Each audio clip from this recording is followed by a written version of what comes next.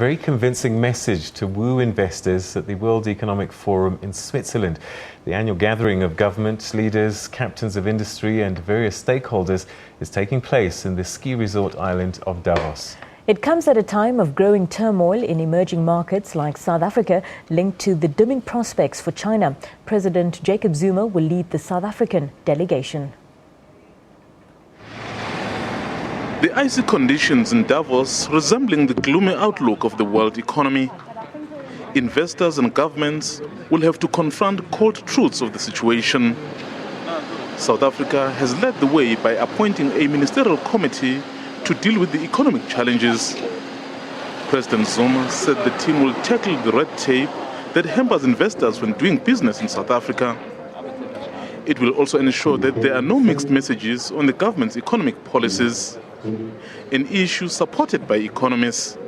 There has to be a message of conviction that South Africa will undertake appropriate economic reforms to restore the country's economic growth path. South Africa's growth prospects are low and the emerging markets are under pressure. The theme of the gathering has been dubbed the Fourth Revolution. It relates to innovation, robotics and artificial intelligence. According to projections, young people will be at the center of driving economic growth. I think it's definitely a great platform for people to see young talent from different countries, specifically the developing countries. Last year, I was here last year, and the South African night was great, very friendly. We met a lot of people. In fact, we also met a lot of people from BRICS, which is kind of the Brazil, Russia, India, South Africa partnership. So a lot of work happening around that space as well. So we're hoping to collaborate with people on that platform.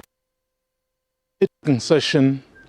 But the caliber of the players, both politically and economically, transforms it into a premier decision-making structure as deals are struck on the sidelines and investments are made. South Africa won't want to be left out. Mswandile Mbeje, SABC News,